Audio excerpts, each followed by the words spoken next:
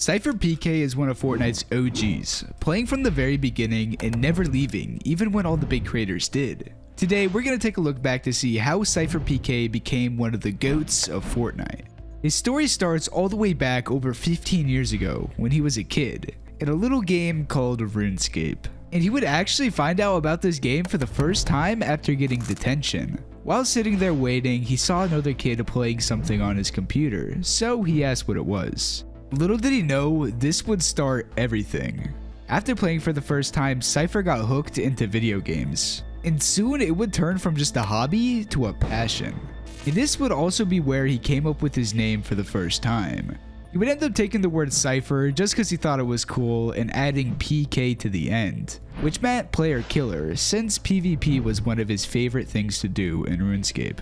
And after watching some videos online, Cypher knew that he wanted to become a streamer and YouTuber. But he had one huge problem. His parents were not supportive because at the time, this was unheard of. But he didn't let this stop him. Ever since he was in middle school, he had been teaching himself how to edit and make videos, mainly for school projects at the time. And since his parents thought editing was just another hobby for him, he was secretly able to work on these videos pretty much whenever he wanted to. And not long after starting his dive into video games, he would start uploading his first videos on YouTube, with his first video that is still public being uploaded in September of 2011. He died! Oh! Now, even though this is his first video that's public, it's not actually the first one he made. He said before that he's made other videos but unlisted them, and actually made his first YouTube channel back in 2007 where he made stick figure fighting videos. However, he never disclosed the name of it. Now, after beginning, Cypher would continue to upload all types of videos on RuneScape for a little over 3 years. And during that, he would start streaming for the very first time.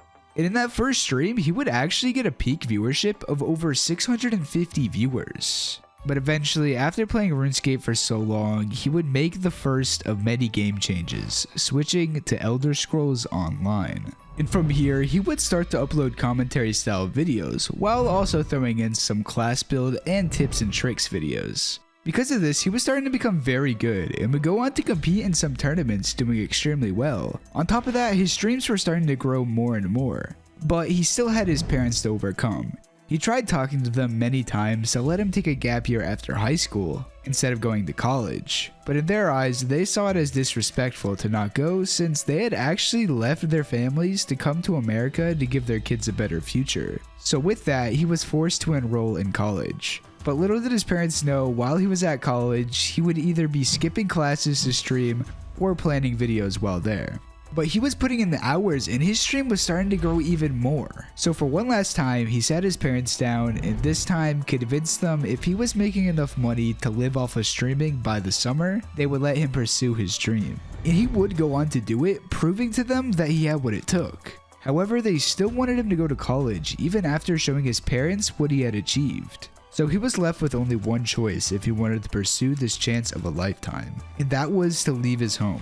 One night when he was 18, he packed up all of his belongings and drove away. He would end up staying in a hotel for a while until eventually he was able to purchase his own home. So now it was time to make his dream a reality. For the next couple years, Cypher was on the content grind, streaming as much as possible while also uploading on YouTube. But to not make things boring, he would also start playing other games like Overwatch, H1Z1, and CSGO, just to name a few of them. And he was really good at pretty much every game he played, even reaching top 500 on Overwatch at one point. So now, Cypher was averaging hundreds of viewers on Twitch, and his YouTube was getting tens of thousands of views daily. Now, even though he was really good at a lot of these games, he never really had the chance to go pro, until he played For Honor for the first time. For Honor was a PvP style game that was set back in the medieval and Viking times. And he was extremely good, playing in a bunch of tournaments and doing well. And he would actually go on to compete at some of the LAN events the game hosted. Cypher pull off an otherwise impossible move to secure the match, and you can pretty much tell by his reaction, he was shocked. At this point, Cypher was doing very well as a content creator and pro, so he had no plan on switching to any other game anytime soon.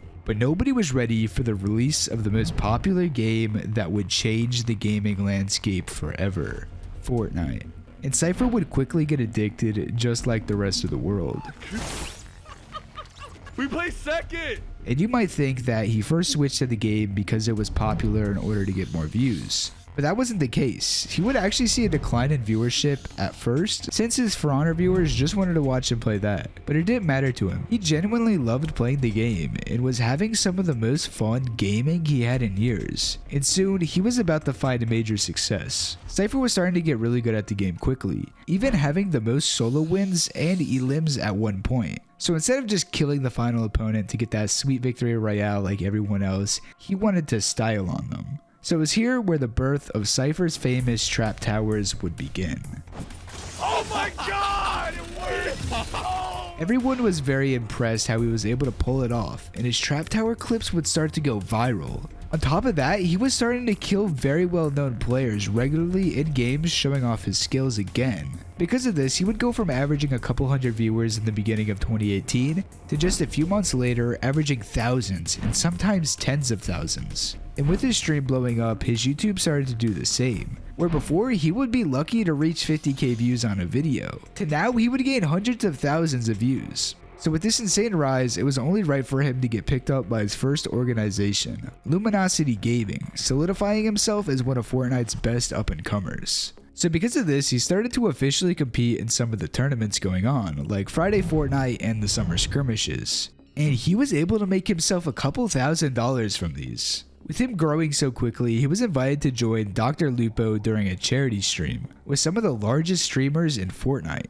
And after clutching up tens of thousands of dollars for charity, he started to get hyped up by Ninja, Dr. Lupo, and Tim the Tatman. And in his words, this was the moment that solidified to himself that he had made it and proved his teachers and parents wrong. And just to prove it even more, that year he went from around 20,000 subscribers on YouTube to over 1 million, which is insane. However, it was at this point where he needed to make a massive decision that would change his future. With the rise of so many better players, he needed to decide whether he wanted to spend his time practicing and playing scrims to stay on top of the competitive scene, or mainly just focus on creating content.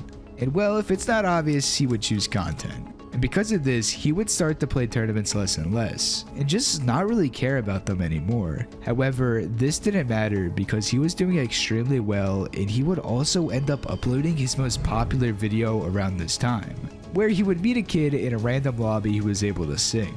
I have to travel far, remember me. And well, this video went crazy, getting over 21 million views. Now he would continue to upload content similar to this, but then the biggest announcement in Fortnite history came, the $40 million Fortnite World Cup. But nobody really knew if Sypher would even play since he had pretty much quit competitive. And if he did, surely he wouldn't do well, right? Well, all these comments were starting to get to him, and he wanted to prove the doubters wrong. So there was just one thing he had to do. But unfortunately, he would just barely miss out on qualifying in duos, getting close multiple times with his best placement being a 4th in the finals on West, where sadly only the top 2 teams would qual.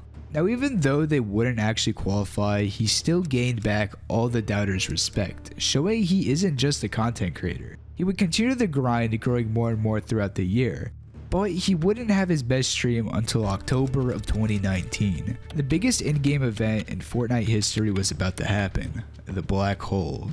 While all the other big streamers got off after hearing rumors of the game being offline for a few days, Sypher took advantage of this. He decided to not end until the game was back, and during the downtime, numbers would start to pop up revealing a hidden message, and he was there the whole time to decipher it. And during this 40-hour stream, he would reach a peak viewership of almost 130,000 live viewers. And this would really cement him as one of the top streamers in the game. From then on, Sypher started to become the go-to streamer and YouTuber whenever it came to Fortnite content.